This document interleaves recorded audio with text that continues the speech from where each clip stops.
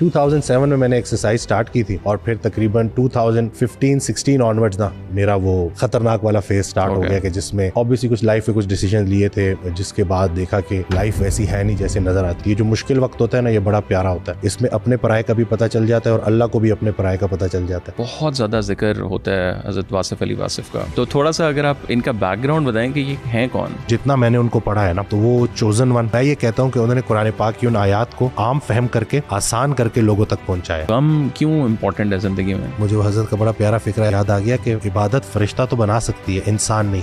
انسان درد سے بنتا ہے. دیکھیں غم عبادت کا بہترین ٹائم ہے. میں اگر پوری زندگی میں سے وہ 4 سال نکال دوں تو میرے پاس کچھ بھی نہیں. What is Sufism? تصوف بولنے کی بات ہے نہیں، کرنے کا کام ہے. اللہ سے اپنے فاصلے کو کم کرنے کا نام شریعت ہے، رسول پاک صلی اللہ علیہ وسلم سے اپنے فاصلے کو کم کرنے کا نام تصوف ہے. جو ریلیجن ہے اور جو کلچر ہے اس میں کتنا ڈفرنس ہے؟ دیکھیں انسان کی عادت ہے ملاوٹ کرنے کی. ہماری بحیثیت امت جو بچت ہے نا وہ یہی ہے کہ قرآن پاک محفوظ ہمارے پاس موجود ہے. تو داتا علی حجویری رحمۃ اللہ علیہ کا 1000 سال پرانا یہ فکرہ نوٹ کیجئے گا کہ ہمارے دور کی سب سے بری بات یہ ہے کہ بات تحقیق سے نکل کر تقلید میں چلی گئی. ایک عام بندہ یا ایک عام بچہ جب یہ دیکھ رہا ہوتا ہے اس کو ہوتا ہے کہ یار میں کیسے استاد کو ڈھونڈوں. When the student is ready, teacher will appear. پہلے تو اپنے آپ کو ایک آئینہ بنا، وہ خود نکل کے آئیں گے اپنے نقاب سے. حضرت سے کسی نے پوچھا کہ ان جھوٹوں کی دنیا میں سچا کیسے ڈھونڈوں؟ بڑا پیارا جواب دیا کہ تم خود سچے ہو جاؤ، سچا خود تمہارے پاس آ جائے گا. اسکالر اگر ریجڈ ہوتا جا رہا ہے تو وہ بچہ بھی ٹیکنیکلی ریجڈ ہوتا ہے. تو what is the fine line کہ اچھا یار مجھے اب اندھی تقلید یہاں نہیں کرنی؟ حضرت کی اگر آڈیو سنے نا وہ اتنا انکریج کرتے تھے کہ سوال پوچھو. استاد کا کام ہے کہ سوالوں کے جواب دے. اگر آپ کا استاد سوال پوچھنے پہ جذباتی ہو رہا ہے نا تو اس کا مطلب ہے کہ کچھ گڑبڑ ہے. جس کے ذہن میں کوئی سوال نہیں اس کی بہتری کا کوئی حال نہیں. ابھی ہم نے آئی تھنک پچھلے 5-6 سالوں میں دیکھا کہ جو ریلیجیس کانٹینٹ ہے وہ بھی ڈیجیٹل پہ بہت زیادہ رائز ہوا. بہت خوش آئند ہے. ٹھیک ہے وہ اختلاف اپنی جگہ پہ کہ یہ پھر اپنی 1.5 انچ کی مسجد یہاں پہ بھی بنانی شروع کر دی ہے، لیکن ایٹ لیسٹ ڈسکشن تو شروع ہو گئی ہے نا. اس دن ایک صاحب آئے اور انہوں نے بڑی پیاری بات کی کہ مجھے یہ کہتے ہوئے بالکل بھی شرم محسوس نہیں ہوتی کہ میں نے دین اپنے بیٹے سے سیکھا.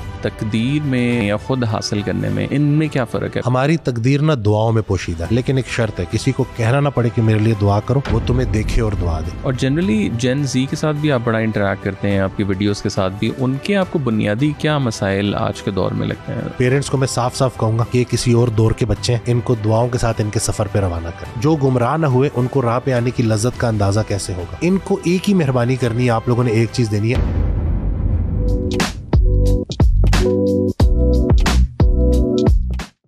وسیم بھائی thank you so much for taking the time out. جزاک اللہ. آپ کا شکریہ کہ آپ نے موقع دیا بات کرنے کا. الحمدللہ آپ کی ظاہر ویڈیوز تو ہر بندے نے میرے خیال سے پورے پاکستان نے کچھ نہ کچھ ضرور دیکھا ہوگا. اسپیشلی آئی تھنک جو شارٹ فارم کانٹینٹ ہے، لوگوں کو لگتا ہے کہ آپ کی کوئی بڑی لمبی چوڑی کوئی ٹیم ہے، کوئی پیچھے پوری کوئی اسٹریٹجی ہے، کیا ہے آپ کا جو فٹنس کا یا ہیلتھ وائز جو آپ کام کر رہے ہیں، جو آپ کا میڈیکل کا کام ہے، اور پھر آپ کا ایک سائڈ ہے ذرا تصوف اور ریلیجن کے سائڈ پہ. اس سے پہلے جانے سے آئی وانٹڈ ٹو انڈرسٹینڈ کہ ان دونوں کو ایک تو آپ نے ملایا کیسے، اور آپ کا پرسنل اسٹوری آپ کی خود کہاں سے شروع ہوئی؟ ابھی جیسے پہلے بھی بات کر رہے تھے کہ آپ کا تعارف دونوں فیلڈ سے کیسے ہوا، سو تھوڑا سا اگر بیک گراؤنڈ آپ بتا سکیں اپنا. دیکھیے میرا جو سٹارٹ ہے نا وہ ایسے ہے کہ جب میں فٹنس کی دنیا میں آیا، میرا خود ایک بڑی چھوٹی عمر سے نا وزن بڑھتا رہا. وزن کم کرنے کی ایک جرنی ہے، بڑھاتا کم ہو جاتا، پھر بڑھاتا پھر کم ہو جاتا، اس طرح سے. تو پھر جب میں ڈیپتھ کے ساتھ اس کے اندر گیا، جب میں نے اس کے متعلق پڑھا اور پھر اپنی ایک اچھی سکسیزفل ٹرانسفارمیشن کی، تو 3rd year 4th year MBBS کی بات تھی. تو اسی دوران میں نے اپنے ساتھ جو کلاس فیلوز تھے ان کو بھی جم لے کے جانا شروع کیا جو اسٹرگل کر رہے تھے. تو میں نے دیکھا نا کہ جب وہ اپنی ڈائٹ چینج کر لیتے تھے، ایکسرسائز کر لیتے تھے، تو ان کی نا وہ ہیلتھ بہت بہتر ہو جاتی تھی، ڈائجسٹیو ایشوز، نیند بہتر ہونا، اور وہ بڑے خوش ہوتے تھے، بڑی دعائیں دیتے تھے. تو میں نے کہا اگر اسی کو ہم پروفیشن بنا لیں تو اس سے بہتر کیا ہوگا. پھر آہستہ آہستہ کچھ سرٹیفکیشنز کی، میڈیکل کمپلیٹ کیا سرٹیفکیشنز کی، پھر اسی طرح سے جرنی سٹارٹ ہوئی. اب میں صرف فزیکل اس کے اوپر لگا ہوا تھا. پھر میری لائف کا جو سب سے بڑا ٹرننگ پوائنٹ آیا نا کہ جب خود میں انگزائٹی اور ڈپریشن کا شکار ہوا. اور یہ جو ہیلتھ سے لے کے یہاں تک کا کتنا سفر تھا تقریباً؟ 2007 میں نے ایکسرسائز سٹارٹ کی تھی اور پھر تقریباً 2015-16 آنورڈز نا میرا وہ خطرناک والا فیز سٹارٹ ہو گیا کہ جس میں obviously کچھ لائف کے کچھ ڈیسیجن لیے تھے، جس کے بعد دیکھا کہ لائف ویسی ہے نہیں جیسے نظر آتی ہے. جو مشکل وقت ہوتا ہے نا یہ بڑا پیارا ہوتا ہے. اس میں اپنے پرائے کا بھی پتہ چل جاتا ہے اور اللہ کو بھی اپنے پرائے کا پتہ چل جاتا ہے. تو وہاں سے پھر ایک نئی جرنی سٹارٹ ہوئی. اور جب میں بہت زیادہ پریشان تھا، انگزائٹی میں تھا، میں نے اپنا جم بھی فار سیل لگا دیا تھا، سوسائڈل تھاٹس، یہ ساری چیزیں. تو اسی دوران ایک دن میں بیٹھا ہوا تو قاسم علی شاہ صاحب کی میں نے ایک ویڈیو دیکھی جس میں انہوں نے ذکر کیا حضرت واصف علی واصف رحمۃ اللہ علیہ کا کہ میرے استاد میرے پیر و مرشد. تو میں نے نا سرچ کیا, سمپل گوگل کیا تو ایک ویڈیو آ گئی غم کے عنوان سے. تو جو الفاظ تھے وہ یہ تھے کہ غم میں غم دینے والے کو یاد رکھنا تیرا تیرے رب سے سب سے قریبی رشتہ سجدے کا ہے اور اس سے بھی قریبی رشتہ آنسوؤں کا ہے. آنکھ میں آنسو ہیں, سر سجدے میں ڈال, نام محمد صلی اللہ علیہ وآلہ وسلم آہوں میں, دیکھ کہ غم تجھے کیسے سرفراز کرتا ہے. یہ جو آنسو ہے نا, یہ وہ موتی ہیں جو تجھے تیرے مقام سے آشنا کریں گے. غم سے گھبرانا نہیں ہے, غم کو ریڈ کرنا ہے. جسے تم اپنا بدترین دور سمجھ رہے ہو وہ بہترین دور کا آغاز ہے. اور ان کی ایک بات جو میرے دل کو لگ گئی کہ اپنے سارے کام تم نے اللہ پہ ڈالے ہوئے ہیں, اللہ کے کون سے کام ہیں جو تم کر رہے ہو؟ تو اللہ نے تمہیں کسی پرپس کے ساتھ, بڑے مقصد کے ساتھ بھیجا ہے. اللہ کی تم بڑی بھرپور انویسٹمنٹ ہو, تو اپنا پرپس دریافت کرو. تو میرے دماغ میں کہ ڈائبٹیز ریورسل پروگرام, لوگ دوائیوں کے اوپر ڈیپینڈنٹ ہے, تو کیوں نہ میں ایک آن لائن پروگرام سٹارٹ کروں کہ جس میں لوگوں کو گائیڈ کروں. اور اس سے پہلے آپ نارمل میڈیسن اپنی کر مطلب یعنی کہ جم ٹریننگ اسی کے ذریعے لوگوں کو گائیڈ کرتا تھا. ڈائبٹیز ریورسل پروگرام جو تھا نا وہ ٹرننگ پوائنٹ ثابت ہوا کیونکہ آن لائن بہت سارے لوگوں نے اس کو جوائن کر لیا. اب وہ ایک فیس بک کلوز گروپ تھا, اس میں جب ہم نے ڈائٹ ایکسرسائز بتانی شروع کی, لوگوں نے اپنی بلڈ شوگر شیئر کرنا شروع کی, تو حیران کن طور پہ جن کی 400 350 رہ رہی تھی وہ ایک ہی ہفتے میں 200 150 120 اور وہ دعائیں دینا شروع کر گئے. تو یہاں سے پھر جب میں مزید اس کے اندر جب گیا تو میں نے دیکھا کہ ڈائٹ اور ایکسرسائز صرف وہ پہلو نہیں ہے کہ جو لوگ مس کر رہے ہیں, سب سے امپورٹنٹ ہے خیال کی پریشانی. جتنی ڈائبٹیز تیزی سے ان لوگوں کو ہوتی ہے جو سٹریس کو مینیج نہیں کر رہے ہوتے, کیونکہ کورٹیسول سٹریس ہارمون ہے, جتنا وہ بڑا رہے گا بلڈ میں اتنی شوگر کے چانسز بڑھ جاتے ہیں. تو پھر انگزائٹی کے متعلق جو حضرت کی آڈیوز تھیں کہ پریشانی حالات کی وجہ سے نہیں خیالات کی وجہ سے ہوتی ہے, جس کا جو خیال ہے اس کا وہی حال ہے, خیال اچھا ہے تو حال بھی اچھا ہے. تو اسی طرح سے جب انگزائٹی والی سائڈ کی جب ہم نے دریافت کیا تو پھر آہستہ آہستہ پورا ایک پینل بنا جس میں فزیو تھراپسٹ, ڈائٹیشین, سائیکالوجسٹ, مطلب بائی بک بھی لے کے چل رہے ہیں, اور جو اسپریچول سائڈ ہے اس پہ لوگ مجھ سے ملتے ہیں. اور میں نے یہ دیکھا ہے کہ جب ان ساری ملٹی جو ڈائمینشنل اپروچ ہوتی ہے کہ ڈائٹ کو بھی چینج کیا, ایکسرسائز بھی, یعنی کہ ڈاکٹر بدلنے کے ساتھ خود کو بدلا, تو اس سے لوگوں کی زندگی میں بڑی آسانی آ جاتی ہے. اور جو لوگوں نے اپنی یہ جھگڑے پالے ہوئے ہوتے ہیں نا, میرا یہ ماننا ہے کہ صحت اچھی ہو جائے تو بڑی بات بھی چھوٹی لگے گی, صحت نہ ہو تو چھوٹی بات بھی بڑی لگتی ہے. تو یہ ساری چیزیں, میں یہ نہیں کہتا کہ کوئی میں مشن کو لے کے چل رہا ہوں, میرا یہ ماننا ہے کہ ایک بڑا مشن مجھے لے کے چل رہا ہے. میں نہ ہوتا تو میری جگہ کسی اور سے کام لے لیا جاتا, لیکن وہ بس اللہ کی طرف سے جب ایک چیز طے ہو جائے نا, حضرت کا بڑا پیارا فکر ہے کہ تمہاری تقدیر میں اگر کچھ لکھا ہو تو تم کوشش میں مجبور کر دیے جاتے ہو. اور ڈپریشن انگزائٹی کو میں اللہ کا سب سے بڑا تحفہ سمجھتا ہوں, کیونکہ یہ آپ کو یہ سکھانے کے لیے آتی ہے کہ تیری تکلیف سے بڑی تکلیف دوسرے کی ہے. یہ احساس جگانے کے لیے آتی ہے, اور جس کا احساس جاگ جاتا ہے اس کا نصیب جاگ جاتا ہے. تو میں یہی سمجھا. آپ نے اپنی ویڈیوز میں بھی اور ابھی بھی جیسے بہت زیادہ ذکر ہوتا ہے حضرت واصف علی واصف کا, بٹ بہت کم لوگ ہیں میرے خیال سے جن کو پتہ ہوگا کہ یہ صاحب ہیں کون. کسی کوئی سمجھتا ہو یار یہ تو پیر صاحب, یہ کون, مطلب بیکاز ظاہر ہے ابھی ان کی وفات بھی کچھ عرصہ پہلے ہوئی ہے, تو تھوڑا سا اگر آپ ان کا بیک گراؤنڈ بتائیں کہ یہ ہیں کون. یہ دیکھیں, ان کا مقام اللہ جانے وہ جانے, ہم ماننے والے ہیں. عقل کی انتہا حیرت ہوتی ہے جب آپ شدید تکلیف میں ہونا. حضرت کا بڑا پیارا فکر ہے کہ دور سے آنے والی آواز اندھیرے میں روشنی کا کام کرتی ہے, اور جب آپ اس آواز پہ چلنا شروع کرتے ہو, عمل کرنا شروع کرتے ہو, اور آپ یہ دیکھتے ہو کہ کسی کے حوالے سے زندگی گزارنا کتنی آسان ہو جاتی ہے, تو آپ کا وہ محسن جو ہے نا وہ پھر آپ سے نہیں بھولتا. رسول اللہ صلی اللہ علیہ وسلم کی حدیث ہے جس کا مفہوم ہے کہ جس نے انسان کا شکر نہ ادا کیا وہ اللہ کا کیا شکریہ ادا کرے گا. تو یعنی کہ یہ جو محسن ہے نا اور رہبر کا زندگی میں مل جانا, میں یہ مانتا ہوں کہ جیسے ڈائٹ کے لیے ایک استاد ہونا چاہیے, آپ یونیورسٹی میں وہاں پہ ایک استاد ہونا چاہیے, زندگی کا ایک استاد ہونا چاہیے. سورہ کہف کی واضح آیت ہے کہ جب ہم کسی کو گمراہ کرنے پر آتے ہیں تو تم اس کے ارد گرد کوئی راہ بتانے والا نہ پاؤ گے. تو رہبر کا چھن جانا گمراہی کی دلیل ہے, اور ایک استاد کا لائف میں ہونا نا یہ بہت ضروری ہے. میں جتنا میں نے ان کو پڑھا ہے نا, تو وہ چوزن ون جو اللہ کی طرف سے جو چنے جاتے ہیں. اس دن ایک خاتون آئی, عربی ان کی بڑی اسٹرانگ نا, تو قرآن پہ ان کو بڑا عبور, تو انہوں نے بڑی پیاری بات کی کہ عام انسان جب واجد صاحب کو سنتا ہے نا تو اس کو ایک شخصیت بولتے ہوئے نظر آتی ہے. میں جب سنتی ہوں تو مجھے قرآن کی آیات نظر آ رہی ہوتی ہیں. یعنی کہ میں یہ کہتا ہوں کہ انہوں نے قرآن پاک کی ان آیات کو عام فہم کر کے آسان کر کے لوگوں تک پہنچایا.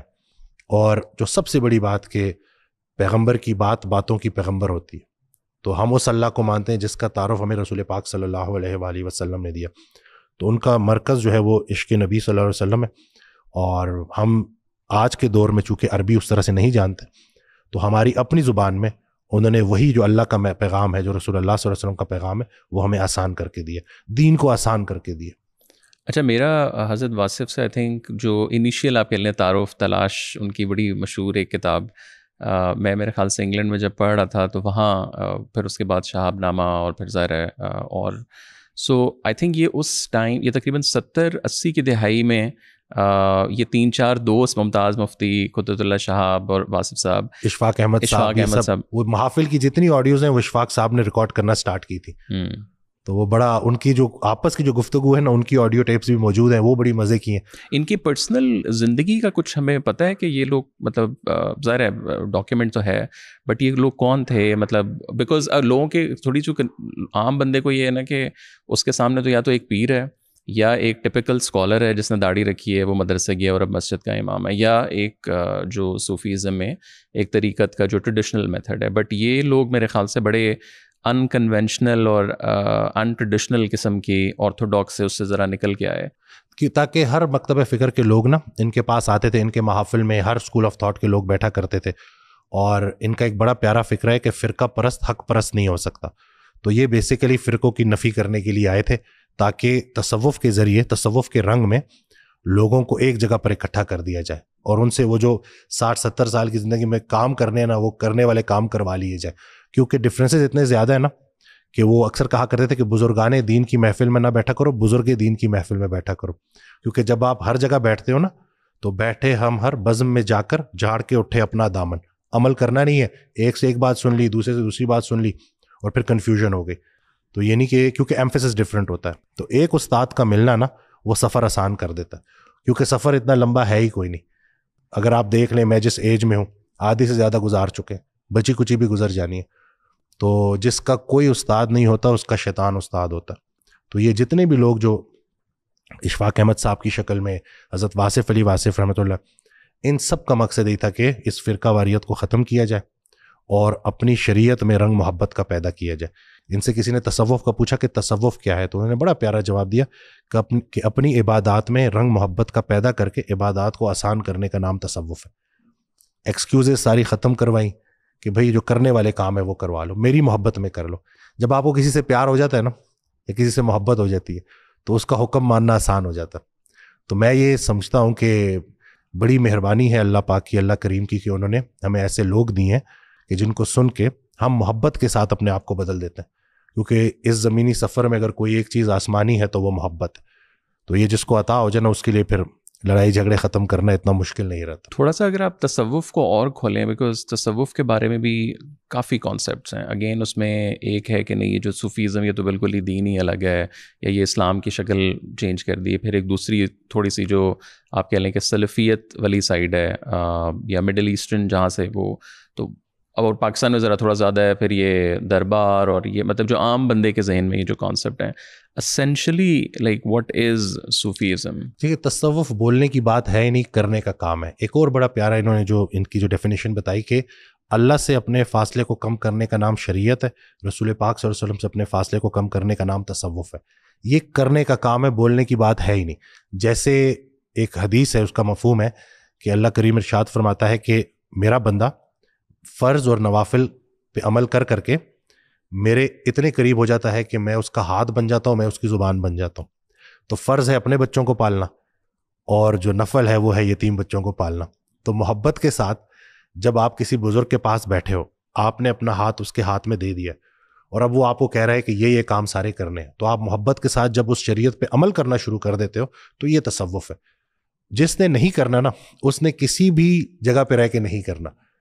کوئی ایک بس پکڑنی ہے, چاہے وہ دیوبندی بس ہو, چاہے وہ نقش بندی بس ہو, کوئی ایک بس پکڑیں اور عمل شروع کر دیں. جو بس اسٹیشن پہ بس سلیکٹ کرتا رہ جائے گا وہ سفر سے محروم ہو جائے گا. تو یہ جتنے بھی رنگ ہیں نا, یہ مختلف رنگ ہیں, اور اس میں اگر آپ اخلاص کے ساتھ چلنا شروع کر دو اور اپنی عبادات میں محبت لے آؤ, تو میرے نزدیک یہ تصوف ہے. یہ کسی کی کوئی جاگیر نہیں ہے. ہم اکثر سمجھتے ہیں نا کہ اس کا کوئی ایک واحد ایک ہی سورس ہوگا, نہیں. اور جو لوگ کلیم بھی کرتے ہیں, جو ڈفرینٹ فرقے میرے خیال سے خود کلیم بھی یہی کر رہے ہوتے ہیں کہ جی دیکھیں, جنت میں وہ جائے گا جس کا کوئی فرقہ نہیں. ٹھیک ہے, میرا یہ ماننا ہے, اس کے اوپر شاید لوگ جو بھی اختلاف کرنے والے کریں. میں یہ مانتا ہوں کہ جس کے دل میں کسی بھی دوسرے انسان کے لیے ذات پات کو لے کے, رنگ نسل کو لے کے ذرا برابر بھی بغض ہے, وہ جنت میں نہیں جا سکتا. تو یہ اکٹھا کرنے کا نام ہے. اگر آپ کا بڑا آپ کو فرقہ پرستی سے نکال رہے تو وہ اللہ کے راستے کا مسافر ہے. ایک لٹمس ٹیسٹ جو ہے وہ. یس بالکل.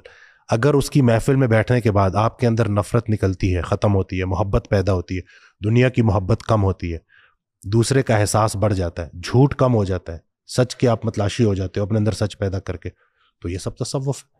آپ نے بہت زیادہ ذکر کیا استاد کا, ابھی ہم جب پیچھے بات کر رہے تھے, اور ویسے بھی آپ کی ویڈیوز میں کہ جو استاد بہت ضروری ہے, استاد بہت ضروری ہے.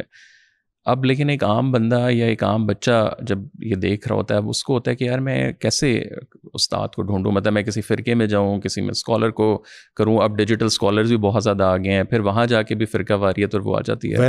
when the student is ready, teacher will appear. پہلے تو اپنے آپ کو ایک آئینہ بنا, وہ خود نکل کے آئیں گے اپنے نقاب سے. تو پہلے ہم نے اپنے اندر کی سچائی کو ڈھونڈنا کہ جب ہم خود سچے ہو جائیں گے ہمارے اندر جھوٹ ختم ہو جائے گا, اور جب ہم ریڈی ہو جائیں گے تو ایسا ہو نہیں سکتا کہ اللہ ہمیں اچھے استاد تک نہ پہنچا دے. حضرت سے کسی نے پوچھا کہ ان جھوٹوں کی دنیا میں سچا کیسے ڈھونڈوں, بڑا پیارا جواب دیا کہ تم خود سچے ہو جاؤ, سچا خود تمہارے پاس آ جائے گا. تو اتنا مشکل نہیں ہے اللہ کی فریکوینسی کے ساتھ ان ٹیون کرنا. اور یہ بات بھی ٹھیک ہے. مجھے ایک بزرگ نے بہت پہلے آئی تھنک یونیورسٹی دور میں, ان سے میں نے ایگزیکٹ یہ سوال پوچھا کہ لوگ ولیوں کی ذکر کرتے ہیں اور پھر کتب اور لائک کافی, اگر آپ تصوف کے اس میں پورے جائیں تو کہاں بندہ ڈھونڈے جا کے. مطلب اب ہم تو پاکستان میں رہتے ہیں, کیا پتہ وہ مڈل ایسٹ میں ہیں, اور اب وہ میں تو بڑی چھوٹی عمر میں تھا, تو اب وہ عربی بولتے ہیں, مجھے تو پتہ ہی نہیں عربی. تو یہ تو مطلب پریکٹیکلٹیز اس میں کیا ہیں. تو انہوں نے بڑا خوبصورت جملہ کہا کہ آپ استاد نہیں ڈھونڈتے, جیسے آپ نے ذکر کیا کہ you just have to prepare, اور استاد آپ کے پاس کون ہے جو ریڈی ہے کہ جس سے میں کام لوں, اللہ کے کام لوں. اور حضرت نے تو ولی کی نا بڑی پیاری ڈیفینیشن بتائی کہ استاد, آپ بھی ٹیچنگ کرتے رہیں, استاد اگر مخلص ہے اور اہل ہے تو اللہ کا ولی. تو آپ کو اسی یونیورسٹیز میں مل جائیں گے. میں کتنے بچوں کو, بیٹیوں کو جانتا ہوں کہ جن کو ان کی یونیورسٹیز میں ایسے اللہ کے ولی ملے, لیکن پھر وہی بات ہے نا کہ وہ اپنے آپ کو چھپا کے رکھتے ہیں.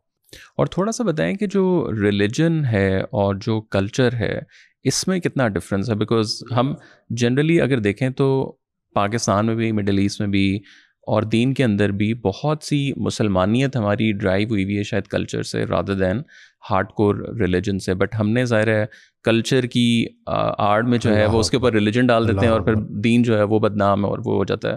تو ان دونوں کو آپ کیسے دیکھتے ہیں؟ دیکھیں, انسان کی عادت ہے ملاوٹ کرنے کی. جتنی بھی جو پرانی کتابیں جو کہ جو ہے ڈسکنٹینیو ہو گئیں, اس کی وجہ تھی کہ اس میں ملاوٹ کر دی گئی. اسی طرح سے ہمارے برے صغیر میں بھی آپ دیکھ لیں کہ اتنی ملاوٹ کہ کتابوں میں وہ جو اصل بات جو اللہ کے ولی نے کی تھی اس میں اتنی ملاوٹ کر دی گئی کہ اب وہ عقل مانتی نہیں. یہ اکثر آج کل نا اس کے اوپر بات ہو رہی ہوتی ہے کہ یہ جو تقلید, تو داتا علی حجویری رحمۃ اللہ علیہ کا 1000 سال پرانا یہ فکرہ نوٹ کیجیے گا کہ ہمارے دور کی سب سے بری بات یہ ہے کہ بات تحقیق سے نکل کر تقلید میں چلی گئی. تو جب آپ اندھا دھند چلنا شروع کر دیتے ہیں اور تحقیق چھوڑ دیتے ہیں تو اس کا پھر یہی نتیجہ نکلتا ہے. ہماری بحیثیت امت جو بچت ہے نا وہ یہی ہے کہ قرآن پاک محفوظ ہمارے پاس موجود ہے. کون سے کتنے لوگ ہیں جو اتنی بڑی بڑی کتابیں پڑھتے ہیں لیکن قرآن کو رجوع نہیں کرتے؟ بڑے تھوڑے لوگ ہیں نا.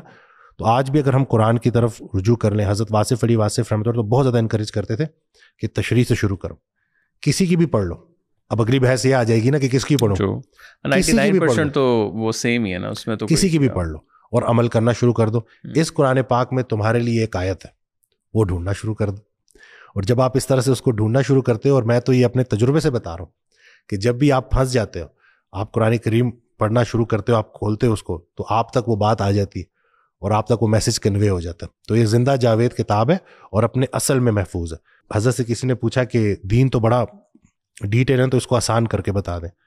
بڑا پیارا جواب کہ عبادت اللہ کی, محبت اللہ کے حبیب صلی اللہ علیہ وسلم کی, خدمت انسان کی, اور عاقبت اپنی.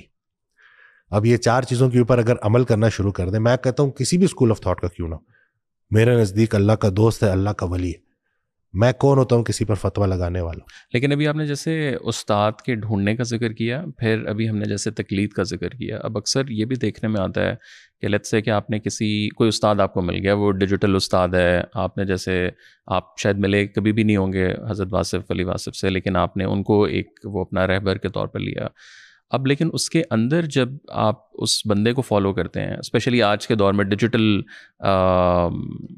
ڈیجیٹل کے اوپر جو ریلیجن ایک چل رہا ہے، اور ہمارے کافی یوٹیوبر جو ریلیجس اسکالرز ہیں، اب وہاں بھی ہمیں بہت زیادہ ریجیڈیٹی جب نظر آتی ہے. اب آپ تو کہہ رہے ہیں کیونکہ استاد ہے، اس بچے کو لگ رہا ہے کہ یار میں نے تو استاد ڈھونڈ لیا ہے. اب اسکالر اگر ریجڈ ہوتا جا رہا ہے تو وہ بچہ بھی ٹیکنیکلی ریجڈ ہوتا جائے. تو what is the fine line کہ اچھا یار مجھے اب اندھی تقلید یہاں نہیں کرنی، تو اس کے پیرامیٹرز آپ کو کیا لگتا ہے؟ آپ حضرت کی اگر آڈیو سنیں نا، وہ اتنا انکریج کرتے تھے کہ سوال پوچھو، ہماری پریشانیاں، ہماری غلط فہمیاں، کوئی تو ہو جو ہماری غلط فہمیاں دور کرے. اور وہ بڑا انکریج اس لیے بھی کرتے کہ تمہارے سوال آنے والے لوگوں کے سوال بنیں گے اور میرے جواب ان کے جواب بنیں گے. تو استاد کا کام ہے کہ سوالوں کے جواب دے. اگر آپ کا استاد سوال پوچھنے پہ جذباتی ہو رہا ہے نا، تو اس کا مطلب ہے کہ کچھ گڑبڑ ہے.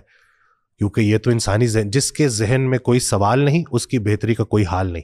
تو یہ نہیں کہ سوال تو اچھا سوال بھی آدھا جواب ہوتا ہے.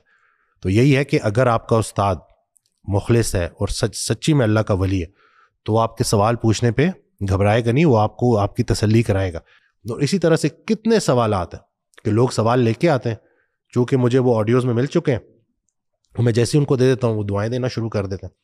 تو یہ جو بھی میں بات کر رہا ہوں تو اس میں یہی ہے کہ ہمارے سوالوں کے جواب ملے ہیں تو بات یہاں تک پہنچی.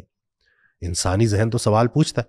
تو آج کل جو پرابلم یہ ہے کہ جو میں کہہ رہا ہوں وہ صحیح ہے اور باقی سب غلط ہے. اور فرقہ پرستی جو ہے نا، کہ اکثر ایسا ہوتا ہے کہ سٹارٹ میں آپ بیٹھتے ہیں بڑا پیور فارم میں آپ کو سب نظر آتا ہے، 2-3 مہینے گزرتے ہیں اور اس کے بعد پھر پتہ چلتا ہے کہ چلو اب ہماری سائڈ پہ آ جاؤ.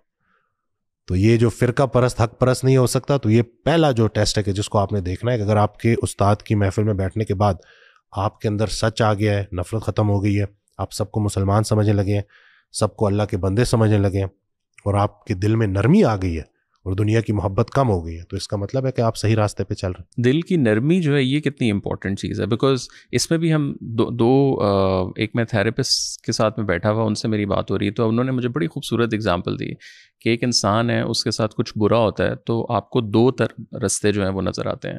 اور انہوں نے ایگزامپل مجھے دی ساس کی. انہوں نے کہا پاکستانی خاندانوں کے اندر آپ کو نظر آتا ہے کہ جو ساس بہو کا ایک ٹپیکل یہ ہے کہ ساس بہو کے اوپر ظلم کر رہی ہے وہ سارا. اب وہ کہتی ہے کہ یار اگر میں بھی تو اس سے گزری ہوں تو اب like this is what it is. So but آپ یہ بھی ہے کہ اگر آپ پہ اتنا زیادہ ظلم ہوا ہے یا آپ ایک دکھ سے گزرے ہیں تو آپ اس میں نرمی بھی آپ میں آ سکتی تھی اور آپ میں ایک سختی بھی آ گئی ہے. تو اس کو لائک کس طرح پھر شعر یاد آ گیا کہ عشق کی چوٹ تو پڑتی ہے سبھی پر یکساں، ظرف کے فرق سے آواز بدل جاتی. تو اپنا اپنا ظرف ہے. اس کا قطعاً یہ مطلب نہیں ہے کہ اسلام نے ظلم کے سہنے کو صبر کا نام دیا. میاں بیوی کے رشتے میں کوئی بھی نہیں آ سکتا. سوسائٹی جو سوسائٹی نے ہمیں دکھایا ہے نا، کہ میں تو یہ کہتا ہوں کہ مائیں آسیب کی طرح بیٹے پہ سوار ہوتی ہیں اور اس کا گھر بسنے نہیں دیتی. آج میں آڈیو سن رہا تھا تو حضرت نے کہا کہ اپنے بچوں کو سماج سے بچا سکتے ہو نہیں بچا سکتے، اپنے مزاج سے بچا لینا. تو ہم تو بچوں کو گرو ہی نہیں کرنے دیتے اور پھر ہم سمجھ ہوتے ہیں کہ ہم نے وقت روک لیا، حالانکہ وقت رکا نہیں ہوتا. وہی ساری نفرتیں اکٹھی ہو رہی ہوتی ہیں اور پھر وہی پیٹرن ریپیٹ ہوتے ہیں. وہی ساس جس نے وہ ظلم دیکھا اب وہ اپنی بہو کے ساتھ بھی وہی ظلم کر رہی ہے. لیکن اب وقت بدل رہا ہے، اب چیزیں چینج ہو رہی ہیں، اب لوگوں کو اویئرنیس آ رہی ہے. یہ جو لوگ ہمارے ساتھ برا کرتے ہیں نا، ان کو ہم معاف تو کر دیتے ہیں، گلے نہیں لگا سکتے کیونکہ یہ ہمارے ہاتھ کاٹ دیتے ہیں.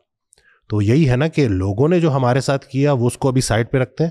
ہم نے اپنے ساتھ کیا کیا اس کا ہمیں جواب چاہیے کہ ہم اپنا خیال تو رکھتے ہی نہیں. خواتین کو میں زیادہ اس لیے ٹارگٹ کرتا ہوں کیونکہ یہ ایموشنل بینگز ہے. ان کے اگر تھاٹس پروسیس نہیں ہوں گے، ایموشنز ریگولیٹ نہیں ہوں گے تو گھر کبھی بھی نہیں بسے گا. اس لیے ان کو اپنے اوپر کام کرنا ہے. 80% جو آٹو امیون بیماریاں ہیں وہ خواتین میں ہوتی ہیں. کیوں؟ کیونکہ یہ دوسروں کا خیال رکھتی ہیں، اپنا نہیں رکھتی. تو اب یہ جو لوگ بھی یہ دیکھ رہے ہیں کہ میاں بیوی، شوہر کی ذمہ داری ہے کہ وہ بیوی کو وہ سکھ دے جو وہ ڈیزرو کرتی ہے، وہ پرائیویسی دے جو وہ ڈیزرو کرتی ہے. اگر وہ اس کو نہیں دے رہا کل کو وہ گلہ نہیں کرے گا. آج کل جو ڈیورس طلاقیں اتنی بڑھ چکی ہیں، کیوں بڑھ رہی ہیں؟ کیونکہ ہم وہ بیسک ایک ماحول جس میں ایک انسان نشو نما پاتا ہے. اور بچوں کے لیے سب سے زیادہ ضروری ہے مسکراتی صحت مند ماں. اگر ماں نے ٹراما دیکھا ہے تو بچوں میں بھی وہ ٹرانسفر کرے گی. یہ تمام خواتین جو اس وقت سن رہی ہوں گی نا، ابھی جو بات میں کہنے والا ہوں کافی ساری ریلیٹ کریں گی کہ جب ان کو غصہ آتا ہے ساس پہ، شوہر پہ، تو بچوں کو جانوروں کی طرح مارتی ہیں. اور یہ بچے کبھی بھی نہیں بھولتے، یہ ہمیشہ یاد رکھتے ہیں. لیکن پھر اگین اگر اس کو ہم ریورس انجینئرنگ کریں دیکھیں کہ یہ بات آ کہاں سے رہی ہے, کیونکہ ایک عورت کو سمجھا نہیں گیا, سنا نہیں گیا, اور اس کو وہ اسپیس نہیں دی گئی جو وہ ڈیزرو کرتی تھی. تو یہ جو معاشرہ جس طرف چل پڑا ہے نا, جیسے اسٹارٹ میں آپ نے بولا تھوڑی دیر پہلے کہ یہ جو ہماری جو بر صغیر میں دین کے نام پہ جو ظلم کروائے جاتے ہیں, تو اس کا دین سے کوئی تعلق نہیں ہے. یہ ہمارا ایک معاشرتی ہمارا ایک کلچر کا ایک حصہ بن چکا ہے.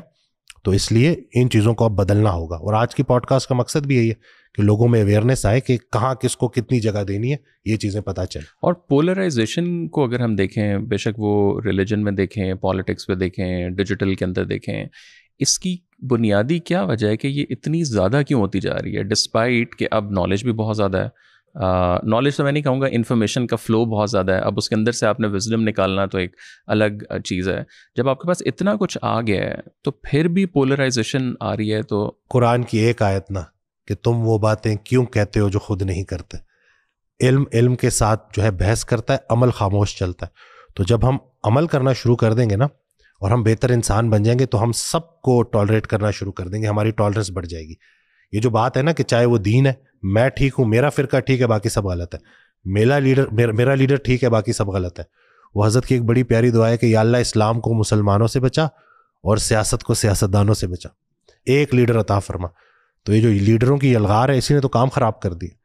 اور سب سے بڑھ کر کہ آپ کا لیڈر کل کو برا پھنسے گا, آپ کے لیڈر کو سننے کے بعد آپ کے اندر کیا چینج آیا, بدتمیزی آئی ہے یا نرمی آئی ہے. کیونکہ دیکھیں, میں اپنا جواب دے ہوں, اگر مجھے کوئی نہیں جانتا, لیکن اگر مجھے کوئی مرتبہ مل گیا اور مجھے کوئی شہرت مل گئی, تو اب میں بہت سارے لوگوں کا بوجھ اٹھاؤں گا. قرآن کی ایک آیت ہے نا کہ کوئی کسی کا بوجھ نہیں اٹھائے گا. لیکن دوسری طرف یہ جتنے بھی لوگ یہ جو لوگوں کو بھڑکا رہے ہیں, اور اس کے پیچھے بھی اگر آپ دیکھیں تو دنیا کی محبت, اقتدار کی محبت, پیسہ, پاور اور پاور کا غلط استعمال. حالانکہ ڈیپ ڈاؤن یہ سب جانتے ہیں کہ ایک دن سب کچھ ختم ہونے والا, لیکن شاید مہر لگ گئی ہے. اور انہی کو سن کے جب لوگ جھوٹوں کو سن کے سچائی کدھر سے آئے گی. سچ وہی ہے جو صادق کی زبان سے نکلے. تو جتنا آپ خود سچے ہو جاؤ گے انشاءاللہ اتنا آپ کو سچا اٹریکٹ کرنا شروع ہو جائے گا. لیکن یہ ڈرائیو آپ کو پتہ ہے سائیکولوجیکلی یہ کہاں سے ہوتی ہے یہ چیز؟ کیونکہ ہماری مینٹل ہیلتھ اپنی جگہ پہ ہے ہی نہیں. اگر باپ بیٹا کھانے کی ٹیبل پہ دو سیاستدانوں کو لے کے ایک دوسرے کے ساتھ تلخ کلامی کر رہے ہیں, تو میں کیسے مان لوں کہ یہ ذہنی طور پہ ٹھیک ہے؟ کو باپ بیٹے کا ایک ادب بھی تو ہے نا. آپ نے اپنی آنکھوں سے دیکھا ہوگا, کتنی جگہوں پہ دیکھا ہوگا کہ وہ سیاستدان ہے, ٹھیک ہے, لیکن وہ کوئی اللہ معافی کوئی پیغمبر نہیں ہے, سیاستدان ہے, اور وہ اس کے اندر بھی خطا ہے, غلطیاں ہیں, اس کے اندر بھی کمی ہے. تو یہ اپنے منہ سے کہہ دینا کہ واقعی جی اس نے غلط کیا. جب شخصیت پرستی اس حد تک بڑھ جاتی ہے نا کہ آپ کو غلط بات غلط ہی نہ نظر آئے, پھر اس کا یہی نتیجہ نکلے گا. اور اس کے عام بندے کو پیرامیٹرز کیا رکھنے چاہیے اپنے ذہن میں؟ لیٹس سے کہ ایک عام بچہ اگر ابھی یہ دیکھ رہا ہے اور وہ استاد ڈھونڈ رہا ہے یا کوئی پولیٹیشین کو فالو کر رہا ہے کچھ, سو ایک انٹرنل کیا 4-5 پیرامیٹرز ہوں کہ یار اچھا اگر اس سے بعد اب آگے نکلی تو میں نے ذرا ہولڈ بیک کرنا ہے. دیکھیں کیریکٹر, سب سے پہلے تو دیکھیں کہ کہیں جھوٹ تو شامل نہیں ہے کہ آج کوئی اور بات کی تھی, کل کوئی اور بات کی ہے. اسی طرح سے نرمی, آواز کی نرمی. انسان کی سب سے بڑی پیاری بات یہ ہے کہ وہ اونچا سنتا ہے اور دھیما بولتا ہے. تو نرمی کے ساتھ بات جو, اور آج کل آپ دیکھ لیں کہ ممبر پہ یا کسی بھی جگہ پہ آپ دیکھ رہے ہیں تو کیا نرمی کے ساتھ بات کی جاتی ہے. ایون حضرت موسیٰ علیہ السلام کو اللہ پاک فرعون سے بات کرنے سے پہلے کہہ رہا ہے کہ اس سے نرمی سے جا کے بات کرنا. تو جس سے نرمی چھین لی گئی اس سے دنیا جہان کی خیر چھین لی گئی. تو یہ ساری چیزیں آپ دیکھیں کہ آپ جس کو فالو کر رہے ہیں اس کا ڈائریکٹ اثر آپ کی زندگی کے اوپر ہے. اور یہ بڑی سخت بات ہے اگر لوگ سمجھ جائیں. تو ہم تو یہ دعا کرتے ہیں کہ اللہ کوئی ایسا لیڈر دے کہ جس سے ہمارا وطن بدلے اور ہم بہتری کی طرف جائیں. میں تو پرسنلی جو میرا ابھی تک کا جو ہم نے بچپن سے ابھی تک دیکھا ہے, تو بس ہر بندہ دوسرے کو جھوٹا ثابت کرنے پہ تلا ہوا ہے, اور اس کا نتیجہ کیا ہے کہ خود جھوٹا ہو جاتا. تو یہ بڑا بدقسمتی ہے ہماری, لیکن کیا کریں.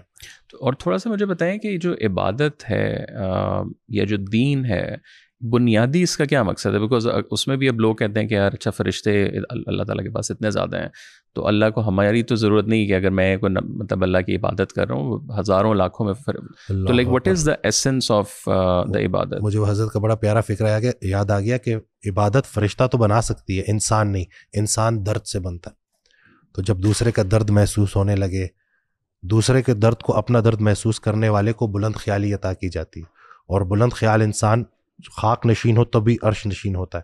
تو یہی ہے کہ یہ جو درد ہے نا کہ دوسرے کا احساس, انسانیت, رسول اللہ صلی اللہ علیہ وسلم کی بڑی پیاری حدیث ہے, میں نے مفتی تقی عثمانی صاحب کی زبان سے یہ حدیث سنی, اس کا مفہوم ہے کہ میرے نزدیک میں 1 مہینے مسجد نبوی میں اعتکاف میں بیٹھوں, اس سے بہتر ہے کہ میں کسی کے ساتھ جا کے اس کا کوئی کام کر دوں, اس کی کوئی مشکل دور کر دوں.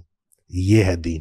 دین کچھ بھی نہیں ہے اخلاق محمدی صلی اللہ علیہ وآلہ وسلم, حقوق العباد کے معاملات, کہ آپ کی اپنی وائف کے ساتھ. اس دن مجھے بڑی پیاری ویڈیو لگی کہ جس میں اسکالر کہتے ہیں کہ دنیا آپ کے اوپر سٹیمپ کر دے کہ یہ اچھا انسان ہے, اور آپ کی بیوی آپ کے اوپر سٹیمپ نہ کرے کہ اچھا انسان نہیں ہے, تو اس کا مطلب ہے کہ آپ اچھے انسان نہیں ہو, اچھے مسلمان نہیں ہو. تو گھر میں ڈسپلن کو نہیں, محبت کو نافذ کرنا ہے اور ایک اچھا بہترین انسان بننا ہے. بڑی پیاری بات حضرت سے پوچھے گی کہ عمل صالح کیا ہوتا ہے. کہتے ہیں عمل صالح یہ ہے کہ اپنی ذات سے لوگوں کو محفوظ رکھنا, اور اس کا ایک جو انتہائی شکل ہے کہ اپنی ذات سے لوگوں کو نفع پہنچانا. جتنے بھی لوگوں نے اسلام قبول کیا نا, ڈنڈے کے زور پہ نہیں قبول کیا, وہ اخلاقیات اس لیول پہ ہوتی تھی کہ وہ حیران رہ جاتے تھے کہ یہ کون لوگ ہیں, یہ کس اللہ کو مانتے ہیں, یہ کس رسول پاک صلی اللہ علیہ وسلم کو مانتے ہیں. اور جیسے ہی ان کو تعارف ہوتا وہ فوراً ایمان لے آتے. ایک امام تھے, وہ کسی جگہ جانے لگے تو ان کے استاد نے ان سے پوچھا کہ کدھر جا رہے ہو؟ کہا کہ فلانی جگہ جا رہا ہوں تبلیغ کرنے. تو جواب دیا کہ کوشش کرنا زبان کا زیادہ استعمال نہ کرنا پڑے. تو یہ جو عمل ہے نا, جو کریکٹر ہے, جب یہ وہ جو مومن کا جب وہ پراپر ڈیولپ ہو جائے گا تو پھر اس کی اس زبان میں اللہ پاک وہ تاثیر ڈال دے گا کہ لوگوں کے لیے اس بات پہ عمل کرنا مشکل نہیں ہوگا. باعمل انسان کی زبان میں تاثیر ہوتی ہے, اور جو انسان باعمل ہو جاتا ہے اس کے لیے پھر تبلیغ کرنا بھی آسان ہو جاتا ہے. لیکن اس کے اندر ایک اور جو تھوڑی سی آپ کہہ لیں کہ تنقید لوگوں کی طرف سے آتی ہے, اسپیشلی تصوف والی سائڈ پہ, کہ اگر ہم لوگ ہر چیز کو ہی ایک سافٹ قسم کا دین بنا کے رکھیں گے, تو کوئی بھی حکمران آتا ہے تو آپ سارے حکمرانوں کے ساتھ بھی دوستی ہیں. اب جیسے تبلیغ جماعت کے اوپر ایز این ایگزامپل ایک بہت زیادہ یہ ہوتا ہے کہ یار یہ اگر سارے ہی اچھے ہیں تو پھر جابر حکمران کے سامنے کھڑا کس نے ہونا ہے, یا آپ نے غلط کو غلط کب کہنا ہے, کہ یہ نہیں. اور کھڑے ہونے کا یہ مطلب نہیں کہ آپ نے کوئی جا کے دھماکے کرنے ہیں یا کوئی بندوق نکالنی ہے, بٹ ایٹ لیسٹ آپ زبان سے جو ہے وہ ایک سٹینڈ لینا. تو ان دونوں میں ایک کانفلکٹ آف وہ نہیں ہے کہ حضرت کا بڑا پیارا فکر ہے کہ اگر بادشاہ فقیر کا قرب چاہے تو اس کی خوش قسمتی, فقیر اگر بادشاہ کا قرب چاہے تو اس کی بدقسمتی. تو یہ بڑا ایک چینج آ گیا. آج کل تو فقیر زیادہ جاتے ہیں رادر دین کے بادشاہ. بالکل, تو یہی تو بالکل کہ یہ کاش ہم یہ بات سمجھ جائیں کہ دین کو بیچ کر دولت دنیا مل بھی جائے تو ہمارے کس کام کی. تو یہی ہے نا کہ دین کا سودا نہیں کرنا اس تھوڑی سی چھوٹی سی زندگی کے لیے. لیکن وہ یہ نا کہ ہر انسان سے اس کا اپنا پوچھا جائے گا. تو اگر میں اب لوگوں کی نقص نکالنا شروع کر دوں, عیب نکالنا شروع کر دوں, تو پھر بات وہیں آ جائے گی, ہم بھی وہیں کھڑے ہو جائیں گے. تو جو وہ کر رہا ہے اس کو کرنے دو. انہی میں سے لوگ ہیں جو سچے ہیں, جو پوشیدہ بیٹھے ہیں, جو ظاہر ہوں گے. حضرت کی 80s کی ریکارڈنگ کا فکر ہے کہ ان قریب مشرق کا فقیر مغرب میں مشہور ہونے والا. تو اس دن میری جو ہے ادھر سے جاپان سے کال پہ بات ہو رہی, تو خاتون کہتی ہیں کہ میں جب کوکنگ کر رہی ہوتی تو میں نے حضرت کی آڈیو لگائی ہوتی اور میں وہاں سن رہی ہوتی. تو مجھے یہ فکرہ یاد آ گیا کہ آہستہ آہستہ لوگوں تک وہ خیر کی بات جائے گی. اور یہ کوئی اپنا کوئی مسلک بنانا نہیں ہے, عمل کروانا ہے. کسی بھی اسکول آف تھاٹ کے آ جاؤ, عمل کرنا شروع کر دو. اور یہ جتنی بھی ہے جو ہم اس ویڈیو میں بھی جو بات کر رہے ہیں, اس پوڈ کاسٹ کے ذریعے بھی جتنے بھی لوگوں تک بات جائے گی, اس کا مقصد یہ ہے کہ آسانی پیدا کی جائے. کیونکہ آپ جتنے بھی سوشل میڈیا پہ کانٹینٹ اٹھا کے دیکھ لیں گے تو وہ پھنسا ہی رہے ہیں لوگوں کو. عمل ماضی کا کوئی پرانا ٹاپک پکڑا ہوا ہے اور اس پہ ایک دوسرے کی تذلیل کر رہے ہیں. تو صحابہ نے کلمہ پڑھا تھا اور رسول اللہ صلی اللہ علیہ وسلم سے محبت کی تھی. اگر ہم یہی کرنا شروع کر دیں تو اب بھی کچھ نہیں بگڑا. آپ نے جیسے سوشل میڈیا کی بات کی, ابھی ہم نے آئی تھنک پچھلے 5-6 سالوں میں دیکھا کہ جو ریلیجس کانٹینٹ ہے وہ بھی ڈیجیٹل پہ بہت زیادہ رائز ہوا. پرابلی ڈاکٹر اسرار کو شاید لوگ ان کے ٹائم پہ اتنا نہ سنتے ہوں جتنا اب ان کی شارٹس اور ریلس اور وہ چیزیں آ رہی ہیں. اس کی بنیادی آپ کو کیا وجہ لگتی ہے کہ یہ جو اچانک ایک رائز ہوا ہے, وہ یوتھ کلب والے بوائز ہوں, مفتی مسعود ہوں, انجینئر صاحب ہوں, ساحل, بڑا خوش آئند ہے, بہت خوش آئند ہے کہ اسی میں جہاں پہ ٹھیک ہے وہ اختلاف اپنی جگہ پہ کہ یہ پھر اپنی 1.5 انچ کی مسجد یہاں پہ بھی بنانی شروع کر دی ہے, لیکن ایٹ لیسٹ ڈسکشن تو شروع ہو گئی ہے نا. اس دن ایک صاحب آئے اور انہوں نے بڑی پیاری بات کی کہ مجھے یہ کہتے ہوئے بالکل بھی شرم محسوس نہیں ہوتی کہ میں نے دین اپنے بیٹے سے سیکھا. اب ہمارے بچپن میں ہم کبھی بھی یہ نہیں سن سکتے, امیجن بھی نہیں کر سکتے. اور آج اگر یہ چینج ہو رہا ہے کہ اس نے مجھے کتنے میرے کانسیپٹ کلیئر کیے, کتنی میں نے اس سے باتیں سیکھی, تو ڈسکشن تو سٹارٹ ہو گئی ہے نا. سب اپنی اپنی جگہ پہ جو ایک کام کر رہے ہیں نا کہ جو اویئرنیس دے رہے ہیں, بس ہر چیز کو نا میانہ روی کے ساتھ کرنا ہے. خیر الامور اوسطها, بہترین کام ہوئے جو میانہ روی کے ساتھ کیے جائیں. اتنا اندھے بھی نہ ہو جاؤ نا کہ انسان کو غلط چیز بھی غلط نہ لگے. سب سے بڑی بدی کیا ہے کہ جو آپ کو پتہ ہی نہ ہو کہ یہ بدی ہے, اور سب سے بڑی بدی کیا ہے کہ میں دوسرے سے بہتر ہوں. یہ شیطان کا بھی ڈائلاگ تھا, اور اسی لیے اس کے ہزاروں سالوں کے سجدے ضائع ہو گئے. تو تم مجھ سے بہتر ہو, میں تم سے کچھ سیکھنا چاہتا ہوں. جب ہم اس طرف آ جائیں گے نا تو کوئی بات نہیں بگڑی. اور ڈسکشن کے لیے اگر ہم کر رہے ہیں تو ٹھیک ہے, اگر ہم کسی کو ہرانے کے لیے کر رہے ہیں تو وہ غلط ہے. لیکن ڈیجیٹل پہ تو again not naming any scholars 90% تو آپ کو یہی دیکھنے میں آتا ہے کہ یار مطلب میرے سے کوئی جیت نہیں سکتا. میں نے ایٹ لیسٹ آئی تھنک کوئی 2-4 اسکالرز ہوں گے جو کہیں کہ یار میں ایگری نہیں کرتا بٹ شاید میں اس کے اوپر ریسرچ کر لوں گا جا کے. وہ جو ایک ہوتا ہے نا کہ آپ ایٹ لیسٹ, لیکن یہاں تو ہمیں اتنی ریجڈٹی نظر آتی ہے. اپنی ذات کے ساتھ زیادتی ہے نا, کس کا نقصان. بٹ آپ کو لگتا ہے یہ مطلب صحیح بات ہے, آپ کو بھی نظر آتی ہے؟ بالکل بالکل. اور اس کے اوپر میں نے بھی آپ کو جو واقعہ سنایا کہ ایک جرنلسٹ تھے, ان کو پتہ چلا کہ اس وقت یہ 70s 80s کی بات ہے کہ جو بھی واجد صاحب سے ملتا تھا ان کا فین ہو جاتا تھا. تو کہتے ہیں میں نے بھی بڑی کتابیں پڑھی تھی تو میں بھی چلا گیا اور میں نے جاتے ہی بحث چھیڑ دی.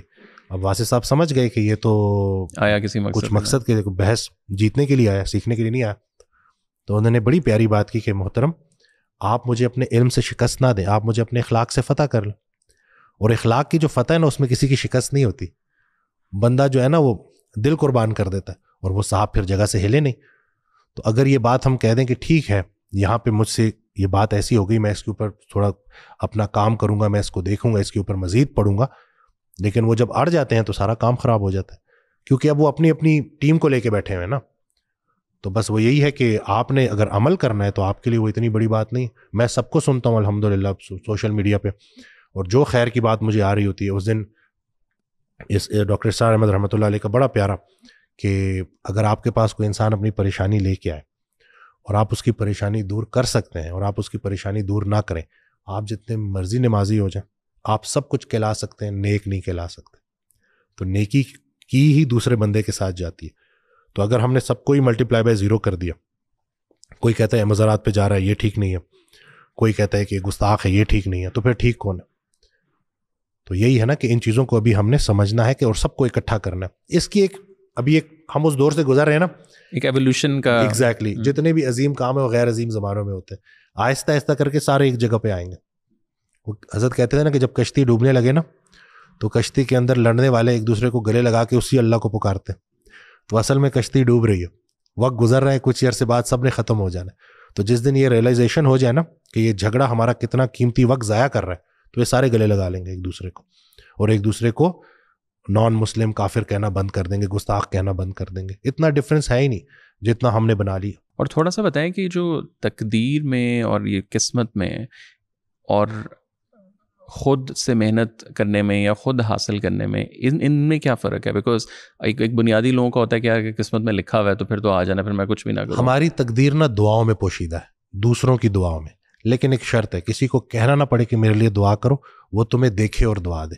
کسی کی زندگی میں ایسا کر جاؤ کہ وہ تمہیں دیکھے اور دعا دے. اس دن ایک پیشنٹ آئی, انہوں نے بڑی پیاری بات بتائی کہ ایک خاتون میرے پاس آئی, ان کو آپریشن کے لیے پیسے چاہیے تھے. کہتے میرے پاس پیسے تھے نہیں, تو میرے پاس کانوں میں نا سونے کی بالیاں. تو بالکل نا ایک ریفلیکس ہوا نا کہ ایک دم سے میں نے وہ کانوں کی بالیاں اتاری اور میں نے اس کے ہاتھ میں رکھ دی کہ اس سے کوشش کر لو اگر ہو جائے. اور میں نے کہا بہن دعا کرنا. تو کہتی ہیں کہ بہن وہ جو دعا نکلنی تھی نا نکل گئی. اور یہ کہہ کے وہ رونا شروع ہو گئی. کہتے ہیں زندگی میں پہلی دفعہ میں اس بات کو اس طرح سے سمجھ نہیں پائی, لیکن مجھے میری کیفیت بڑی بدل گئی. تو کہتے ہیں کافی عرصے کے بعد میرے ساتھ میں تکلیف میں تھی اور اسی تکلیف سے گزری, مجھے بہت سخت ضرورت تھی, ایمرجنسی تھی, اور ایسی ایک انسان آیا اور اس نے میری جب ویسی ہیلپ کی اور کہا کہ دعا کرو, اور میں نے اس کو کہا کہ وہ جو دعا نکلنی تھی نکل گئی. تو اس دن مجھے پتا چلا کہ یہ جو اس دن خاتون کہہ رہی تھی اس کا مقصد کیا تھا. تو جو آپ نیکی دوسرے کے ساتھ کرتے ہو اور کسی کا کام کر دو, کسی کے لیے آسانی کر دو, اور وہ تہجد میں اٹھ کے آپ کے لیے دعائیں کریں, آپ سوئے پڑیں اور لوگ آپ کو دعاؤں میں یاد رکھیں, تو تقدیر بدل جاتی ہے. کسی نے حضرت سے پوچھا کہ کیا نگاہ مرد مومن سے بدل جاتی ہیں تقدیریں؟ انہوں نے جواب دیا کہ نگاہ مرد مومن ہی تقدیر ہوتی. تو یہ جو مومن کی فراست سے ڈرو, وہ اللہ کی نور سے دیکھتا ہے.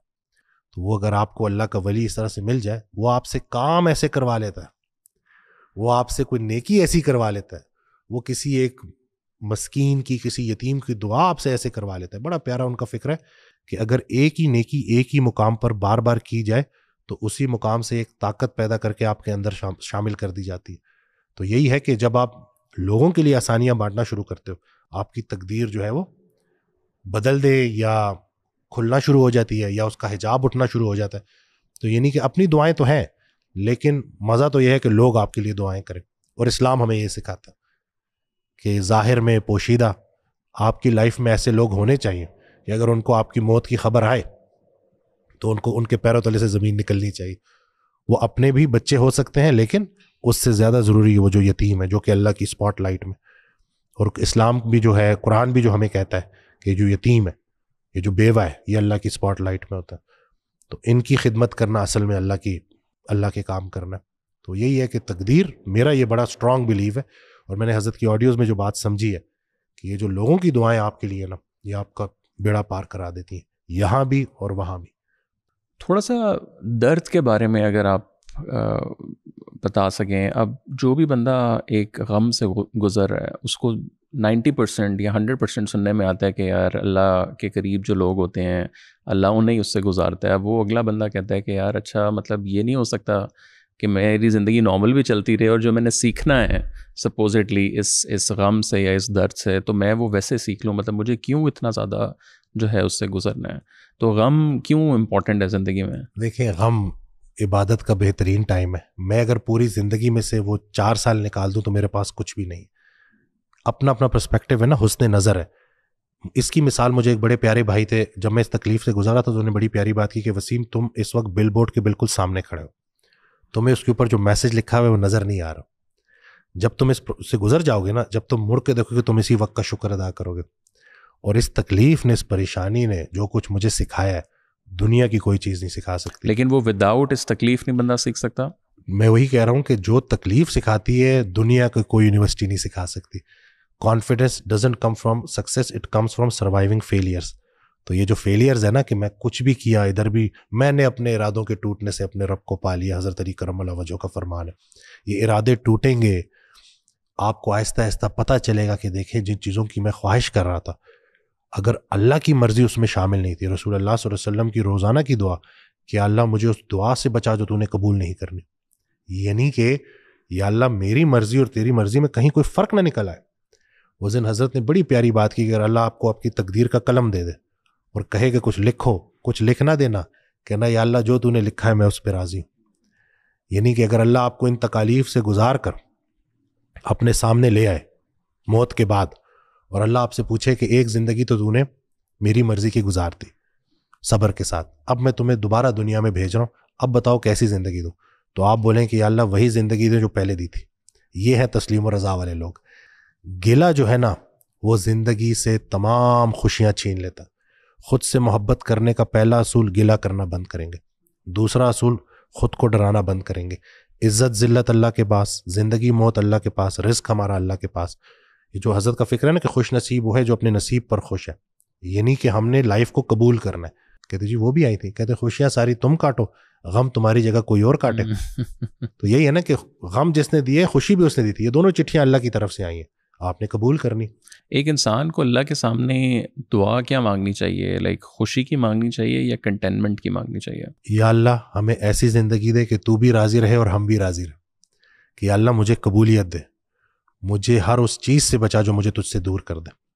ہر وہ انسان کہتا ہے نا کہ یہ آزمائش ہے یا اللہ کی طرف سے میں اللہ کے قریب ہو رہا ہوں. سمپل فارمولا, اگر تکلیف نے آپ کو نمازوں کی طرف جاری کر دیا, آنکھ میں آنسو آ گئے, آنکھیں جو ہے وہ نم ہو گئی ہیں اور درود شریف زبان سے نکل رہا ہے, اور آپ اللہ کے زیادہ قریب ہو گئے ہیں, آپ کو لوگوں کے رویوں کا پتہ چل گیا ہے, اور اللہ آپ سے خاموشی میں سرگوشی میں بات کر رہا ہے کہ اب بتا تیرا میرے علاوہ کون ہے. تو یہی ہے نا کہ ادھر محبت نہیں آنی چاہیے. امیر بزدل ہے, غریب بددل ہے, اور کوئی بھی خوش نہیں. میں تو جس کلینک پہ میں دیکھ رہا ہوتا ہوں جو غیر شادی شدہ ہیں وہ پریشان ہے, جو شادی شدہ ہے وہ زیادہ پریشان ہے, تو پھر خوش کون ہے؟ یعنی کہ وہ جو ہمارا اپنی ذات کے ساتھ مخلص ہونا ہے نا اور اپنے اوپر کام کرنا ہے, وہ ہم نے شروع ہی نہیں کیا. ہمیں بہانا چاہیے. جس انسان نے اپنی پریشانی کی ذمہ داری کسی دوسرے انسان پر ڈالی, اس کی پریشانی قیامت تک ختم نہیں ہوگی.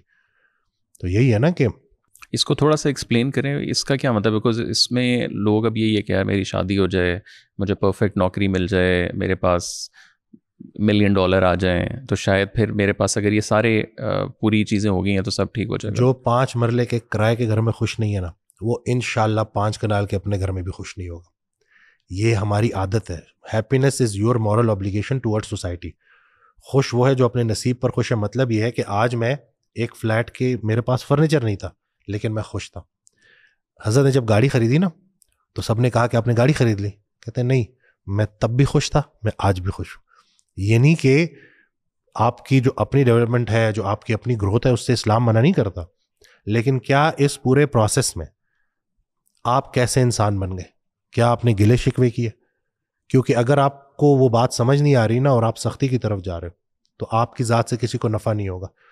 تو یہی ہے نا کہ آج اگر آپ کے پاس کچھ بھی نہیں ہے اور آپ کی زبان پہ شکر کا کلمہ ہے, کل آپ کے پاس سب کچھ ہوگا تب بھی آپ کی زبان پہ شکر کا کلمہ ہوگا, اور بہت سارے لوگ آپ سے مستفید ہو رہے ہوں گے.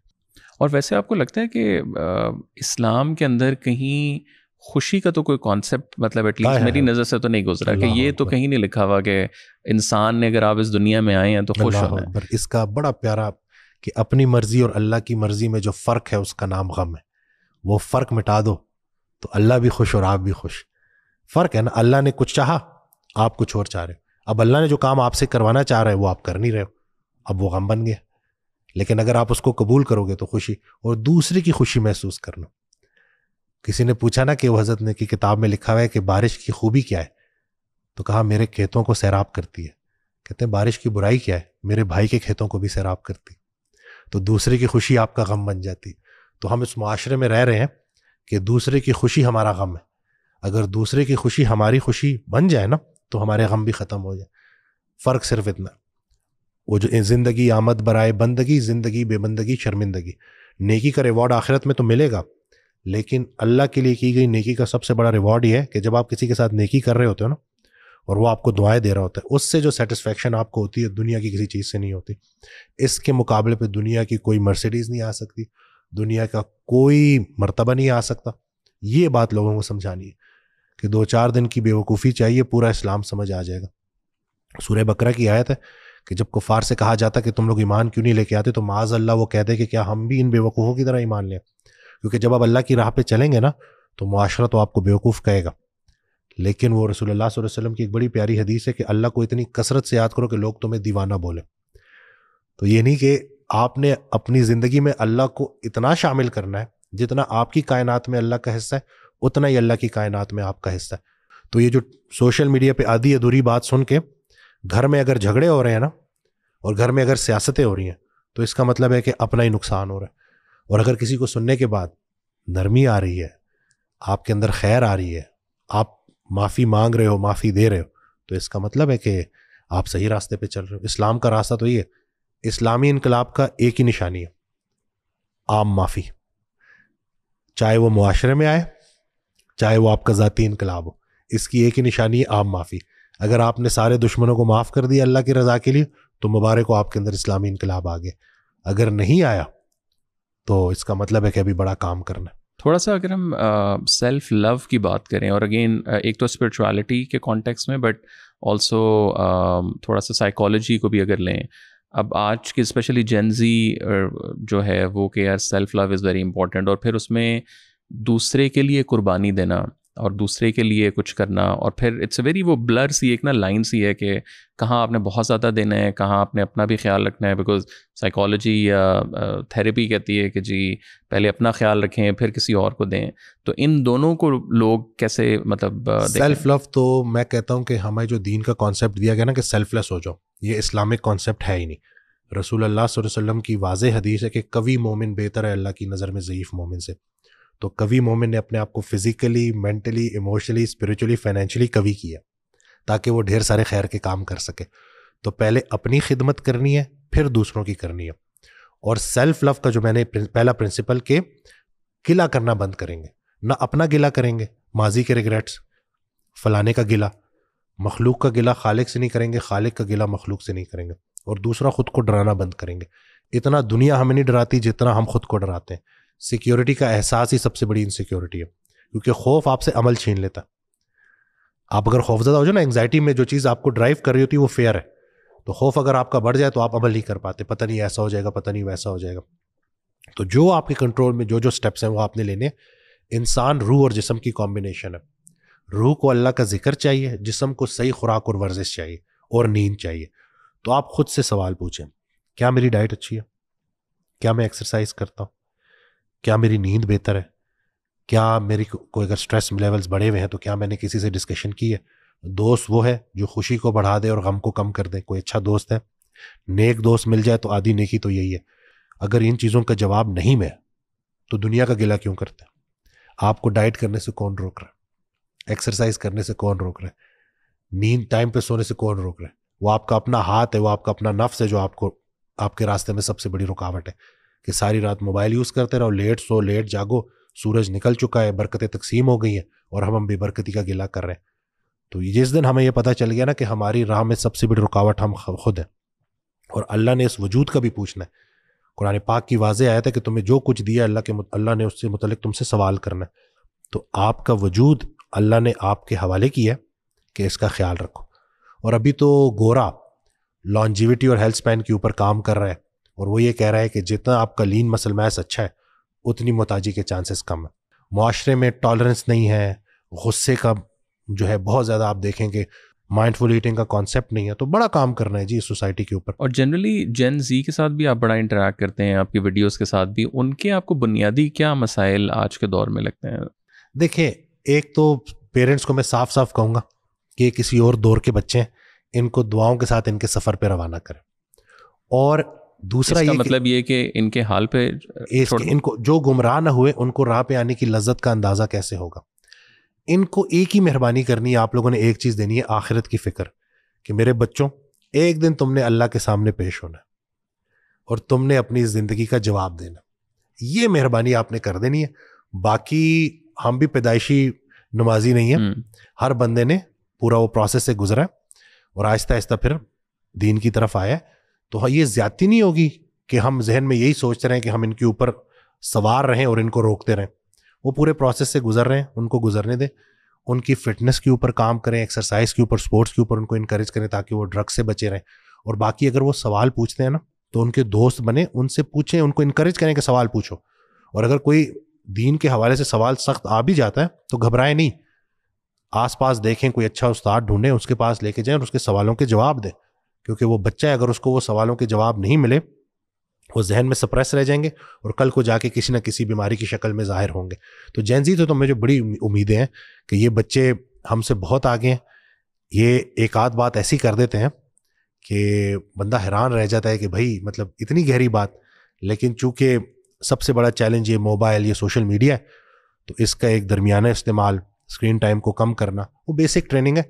بس یہی ہے کہ مجھے لگتا ہے کہ جتنا یہ سپورٹس میں ایکٹیو رہیں گے، جتنا یہ خود سے محبت کریں گے، جتنا ان کو سوالوں کے جواب ملیں گے، جتنا ان کے پیرنٹس ان کے اچھے دوست بنیں گے، اتنا جو ہے چیزیں ان کے لیے آسان رہیں گی. لاسٹلی تھوڑا سا بتائیں کہ ایک بندہ اگر لیٹس سے یہ پوری کانورسیشن اس نے دیکھی، اس نے کہا یار اچھا مجھے ابھی استاد بھی ڈھونڈنا ہے، مجھے صحیح راہ پہ بھی چلنا ہے، مجھے نالج بھی حاصل کرنا ہے، مجھے ہیلتھ بھی اپنی دیکھنی ہے، تو کیا انیشیل لیٹس سے 3 سے 5 اسٹیپس ہیں جو ایک عام بندہ جس کو کوئی مطلب نہیں، نہ اس کے کانٹیکٹس ہیں، نہ اس کو اتنا علم ہے، بٹ وہ چاہتا ہے کہ یار جو بھی صحیح راہ ہے اس کی طرف میں جاؤں، تو اس کو کیا کرنا چاہیے؟ دیکھیں، سب سے پہلے تو کیونکہ جو روح جسم میں قید ہے نا، اس کے رزق کا اہتمام کرنا ہے اور اللہ کا ذکر اس کا رزق ہے. ٹھیک ہے، تو اپنا بانڈ اللہ کے ساتھ اسٹرانگ کریں اور اللہ سے مدد مانگے کہ یا اللہ میں یہ قرآن پڑھنا چاہتا ہوں، میں اپنی لائف کو بہتر کرنا چاہتا ہوں، تو مجھے اس کے لیے آسانی عطا فرما میرے لیے، او بنانے والے مجھے پھر سے بنا.